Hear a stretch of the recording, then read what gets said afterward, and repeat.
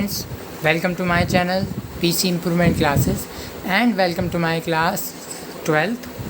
In this video, today I will teach you second chapter of class 12th which name solution. Friends, solution means होता है विलियन, यानी हम इस video में विलियन के बारे में पढ़ेंगे। विलियन किसे कहते हैं? तो सबसे पहले हम विलियन की परिभाषा यानी डेफिनेशन आपको बताते हैं। फ्रेंड्स, परिभाषा ये है कि दो या दो से अधिक पदार्थों के समांगी मिश्रण को विलियन कहते हैं। यानी दो हो या दो से अधिक पदार्थ हो, कोई भी दो पदार्थ हो या दो से अधिक पदार्थ हो, उसके समांगी मिश्रण को विलियन कहते हैं। समांगी मिश्रण यानी जो पूरी तरह ऐसा मिश्रण, ऐसा मिक्सचर जो पूरी तरह घुला हुआ हो। समांगी मिश्रण समांगी मिश्रण ऐसा मिश्रण जो मिश्रण पूरी तरह घुला हुआ हो। जैसे चीनी और पानी का मिश्रण, जिसमें अगर हम पानी में चीनी मिलाते हैं तो वो पूरी तरह घुल जाती है।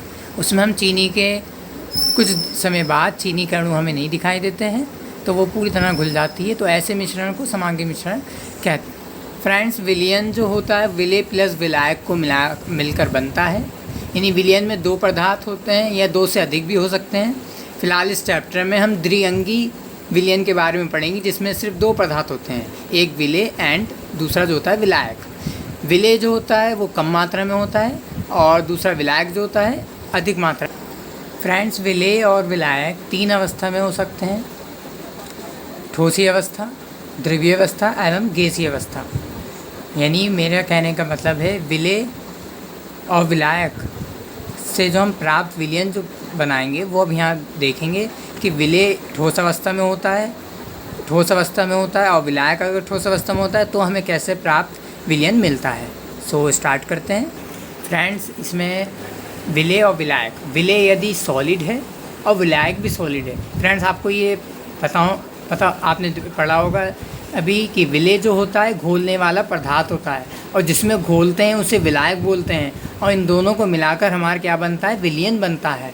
तो विलेय यानी सॉलिड है और विलायक भी सॉलिड है। यानी हम घोलने वाला पदार्थ सॉलिड है और जिसमें घोल रहे हैं वो भी सॉलिड है। यानी जब सॉलिड में घुलता है तो हमें कौन सा प्राप्त विलियन मिलता है, यानी पीतल। यानी जैसे फॉर एग्जांपल में हम पीतल के लिए ले सकते हैं, जैसे ज़ेडन एंड कॉपर। यानी जिंक में जब हम कॉपर को मिलाते हैं तो पीतल बनता है। यानी जैसे जिंक भी सॉलिड है और कॉपर भी। यानी जिंक यानी विलेय और कॉपर यानी विलायक। तो जब दोनों जने सॉलिड अवस्था में होंगे तो हमें प्राप्त विलियन ये एग्जाम्पल मिल सकता है। गाइस, यदि विलेय हमारा यानी घोलने वाला पदार्थ लिक्विड है यानी द्रव्य है और जिसमें घोल रहे हैं वो सॉलिड है तो उसका एग्जाम्पल HgN सोडियम। नेक्स्ट, यदि घोलने वाला पदार्थ यानी विलेय हमारा गैस है और उसको विलायक यानी सॉलिड में बदल रहे हैं, यानी गैस को जब सॉलिड में डाल रहे हैं यानी ठोस अवस्था में डाल रहे हैं तो वो H2NPD होगा। नेक्स्ट, यदि विलेय हमारा घोलने वाला सॉलिड है और विलायक हमारा लिक्विड है, यानी घोलने वाला ठोस अवस्था में और जिसमें घोल रहे हैं वो द्रव्य अवस्था है, तो वाटर इन शुगर। इसका एग्जांपल ये है, यानी पानी में चीनी। तो पानी जो होगा वो विलायक होगा यानी लिक्विड, एंड वाटर जो होगा वो लिक्विड एंड विलायक, और शुगर जो होगा वो सॉलिड यानी विलेय होगा। नेक्स्ट, लिक्विड, यदि घोलने वाला विलेय हमारा लिक्विड है और जिसमें घोल रहे हैं वो भी लिक्विड है, यानी लिक्विड में घोलेगा तो उसका एग्जाम्पल है वाटर इन एल्कोहल। फ्रेंड्स, अब विलेय यानी घोलने वाला अब हमारा गैस है और जिसमें घोलेंगे यानी विलायक वो लिक्विड है। तो जब गैस को लिक्विड में घोलेंगे तो उसका एग्जाम्पल H2O2 इन H2O, यानी ऑक्सीजन में पानी में ऑक्सीजन। यानी हमारा पानी जो होगा वो लिक्विड होगा यानी विलायक, और ऑक्सीजन जो होगा वो हमारा गैस होगा। नेक्स्ट, अब विलेय हमारा सॉलिड है यानी ठोस अवस्था में और जिसमें हम घोलेंगे यानी विलायक वो हमारा गैस है। तो जब सॉलिड को गैस में जब हम कन्वर्ट करेंगे तो कार्बन इन एयर, तो इससे प्राप्त हमारा क्या मिलेगा, कार्बन इन एयर का एग्जाम्पल है। नेक्स्ट, जब हमारा घोलने वाला विलेय लिक्विड है और विलायक गैस है तो जब लिक्विड को गैस में मिलाएंगे तो HCl3 इन N2, ये एग्जाम्पल है इसका। नेक्स्ट, जब हमारा विलेय यानी घोलने वाला भी गैस है और जिसमें घोलेंगे यानी विलायक वो भी गैस है। तो जब दोनों जने गैस होंगे तो गैस में जब गैस को मिलाएंगे तो ऑक्सीजन इन H2। इसका एग्जाम्पल ये है। फ्रेंड्स, आप हमारे साथ साथ नोट्स को बनाते चलिए, ठीक है। जो भी प्रॉब्लम हो आप कमेंट बॉक्स में कमेंट करके बता सकते हैं। फ्रेंड्स, नेक्स्ट टॉपिक है हमारा विलेयता यानी सॉल्युबिलिटी किसे कहते हैं। फ्रेंड्स, विलेयता की परिभाषा ये रही कि किसी पदार्थ की अधिकतम वह मात्रा जो निश्चित ताप पर 100 ग्राम विलायक में घुल जाती है पदार्थ की विलेयता कहलाती है। फ्रेंड्स, नेक्स्ट टॉपिक पे आप चलते हैं आगे। फ्रेंड्स, आप हमारे साथ साथ नोट्स बनाते चलिए। फ्रेंड्स, इसमें हम विलयन के प्रकारों के बारे में पढ़ेंगे। यानी विलयन के प्रकार कितने होते हैं। तो विलयन 3 प्रकार से हो सकते हैं, संतृप्त विलयन, असंतृप्त विलयन एंड अति संतृप्त विलयन। अब इन्हें डीपली से पढ़ेंगे तो हम इसकी डेफिनेशन बताते हैं। संतृप्त विलयन, किसी भी विलयन में विलेय की मात्रा यानी जो हमारा घोलने वाला पदार्थ है उसकी मात्रा यदि उसकी विलेयता से अधिक होती है तो वह विलयन संतृप्त विलयन कहलाता है। असंतृप्त विलयन जो होता है वो संतृप्त विलयन का अपोजिट होता है। यानी किसी भी विलयन में विलेय की मात्रा यदि उसकी विलेयता से कम होती है तो वह विलयन असंतृप्त विलयन कहलाता है। नेक्स्ट टॉपिक में हम अति संतृप्त विलयन की बात करेंगे और उसकी परिभाषा हम आपको लिखाते हैं। फ्रेंड्स, अति संतृप्त विलयन विशेष परिस्थितियों में निश्चित ताप पर किसी विलयन को संतृप्त करने के लिए आवश्यक मात्रा से अधिक पदार्थ की मात्रा आधे विलयन में उपस्थित होती है। तो वो जो विलयन होगा उस विलयन को अति संतृप्त विलयन हम कह सकते हैं। अतः इसी को अति संतृप्त विलयन कहते हैं।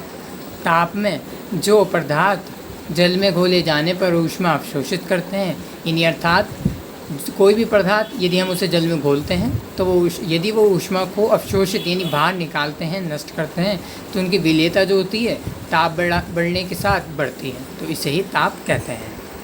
नेक्स्ट टॉपिक, विलयनों की सांद्रता। इसमें 6 छोटे छोटे टॉपिक हैं। द्रव्यमान प्रतिशत जिसे मास परसेंटेज बोलते हैं। दूसरा है आयतन प्रतिशत जिसे वॉल्यूम परसेंटेज बोलते हैं। थर्ड है पार्ट्स पर प्रति मिलियन यानी जिसे ppm बोलते हैं, इसके बारे में बताएंगे। मोलरता है चौथा, मोलैरिटी जिसे बोलते हैं। पांचवा है मोललता जिसे मोलैलिटी बोलते हैं। नेक्स्ट 6 है मोल प्रभाज या जिसे हम मोल अंश भी बोलते हैं। ये फ्रेंड्स, ये जितने 6 टॉपिक हैं इसमें फार्मूला हैं। फार्मूलेस के अकॉर्डिंग हम न्यूमेरिकल सॉल्व आगे वीडियो में करेंगे।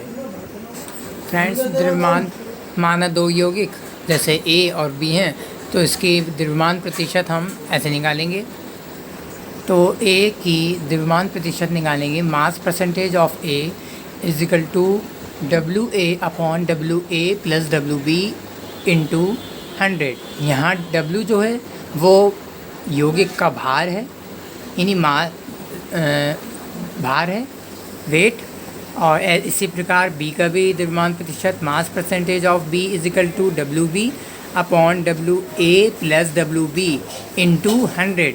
यानी हम सबसे पहले दोनों फार्मूलों में A का भार रखेंगे, फिर अपॉन लगा के A का भार, फिर प्लस B का भार को जोड़ देंगे और 100 से गुणा कर देंगे तो हमारा द्रव्यमान प्रतिशत निकल आएगा दोनों यौगिकों का। फ्रेंड्स, आप वीडियो को स्टॉप करके फार्मूले नोट्स कर सकते हैं।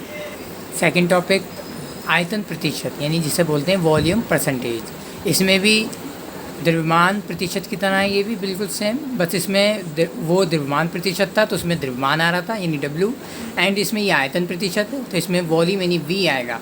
तो माना 2 यौगिक A और B हैं तो उनका वॉल्यूम प्रतिशत होगा, तो volume percentage of A is equal to VA upon VA plus VB। यहाँ V जो है वो आयतन है, यानी A यौगिक का आयतन बटे A यौगिक प्लस B यौगिक का योगफल गुणा 100। इसी प्रकार volume percentage of B is equal to VA upon VA plus VB into 100। Friends, ये इस चैप्टर में जो न्यूमेरिकल में या परिभाषा में जो शब्द आएंगे उनकी सिंबल हमने आपको लिखवा दिए हैं जिससे आपको आगे कोई परेशानी ना हो। जैसे विलायक को A से रिप्रेजेंट करेंगे, इसी प्रकार विलेय को B को, और हमने आपको स्टार्टिंग में बताया था विलायक और विलेय मिलकर विलयन बनाते हैं तो इसलिए विलयन को AB से शो करते हैं। ऐसी मोलों को या मोल्स को उसको n स्मॉल n से शो करेंगे। भार या द्रव्यमान को W से, अणुभार को कैपिटल M से, इसी प्रकार आयतन को V से, मोल प्रभाज या मोल अंश को X से, मोलरता को कैपिटल M से एंड मोललता को स्मॉल m से प्रदर्शित करेंगे। फ्रेंड्स, आयतन प्रतिशत के बाद नेक्स्ट है पार्ट्स पर मिलियन, यानी जिसे शॉर्ट फॉर्म में ppm बोलते हैं। तो ppm का जो फॉर्मूला होता है वो ppm बराबर अवयव के, यानी जो भी हमें अवयव दे रखा होगा क्वेश्चन में, वो अवयव के जितने भी भाग होंगे उनकी संख्या, यानी अवयव के भागों की संख्या बटे विलियन में सभी अवयवों की संख्या, यानी विलियन में जो भी मौजूद अवयव होंगे उन सभी की संख्या से डिवाइड कर देंगे, तो हमें ppm निकल के पता चल जाएगा।